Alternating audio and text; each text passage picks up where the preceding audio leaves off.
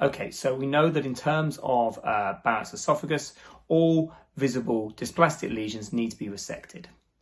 Once we've resected those visible lesions, then we talk about getting rid of the residual Barrett's esophagus and doing this via ablation. Now, this is done in order to reduce the long-term risk of recurrence. There was a very nice study done by the Amsterdam group, led by Jacques Berger, which is called the Marker study, and this showed that when you biopsied the Barrett's esophagus prior to ablation, there were positive pro-oncogenic markers such as P53, and then after ablation, those positive markers then disappeared. We also know, of course, that with the outcomes of registries such as the UK registry, European registry, American registry, that the long-term recurrence risk of dysplastic Barrett's esophagus is very low when you've successfully eradicated the Barrett's through ablation. And of course, ablation is predominantly performed by radiofrequency ablation, and we've seen how successful this is. By and large, it has pretty few risks, but there is a stricture rate of around about 5 to 10%. And of course, we know that patients do experience some pain after the procedure. And this is really where the non-thermal ablative techniques are being discussed and being tried and used. And when we talk about this, we're talking predominantly about cryotherapy. But of course, another one we know about, of course, is the Endorotor. Now, the Endorotor is a non-thermal resection system.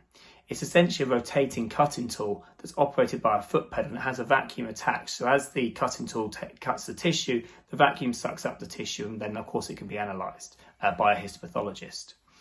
The mucosa, of course, is lifted prior to using the cutting tool. Now, there are a couple of studies that have looked at using Endorotor as the primary ablative or primary resective tool. Not huge numbers of patients, but did show this was a successful tool with getting rid of the dysplastic Barrett's and being replaced by squamous esophagus.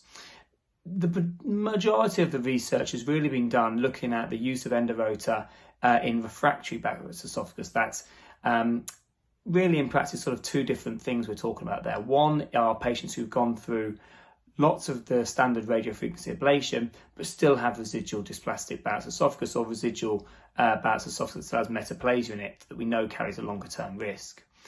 There's a nice study recently published by Mohammed Hussain et al., published in Gut, which demonstrates that there is certainly a role for the Endorotor in treating these patients, which does show you can get rid of this refractory Barrett's esophagus.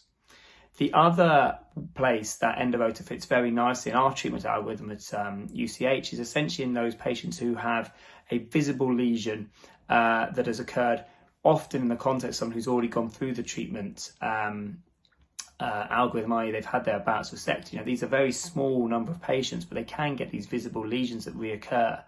Now, what can then occur, of course, is these lesions are stuck down because the patient's esophagus is already scarred, and therefore you can't resect these lesions through standard EMR. And also we know that ESD is very tricky in these patients as well, largely due to the fibrosis. The Endorotor resection system is really, really useful here. What you can do, of course, is just inject around the lesion, lift it up as best you can, accepting that you may not get a great lift, and then use the resection system to remove the lesion.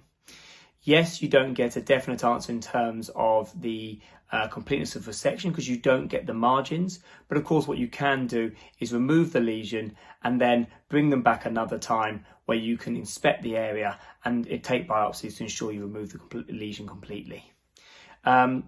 This, of course, avoids the need to escalate the patient's treatment either to surgery or perhaps even not be able to offer them an esophagectomy should they not be fit enough. So that is really where, in our practice, we found that the Endorotor resection system fits wonderfully. But of course, we'll see what develops in terms of its use for primary ablative therapy, but also for other refractory patients.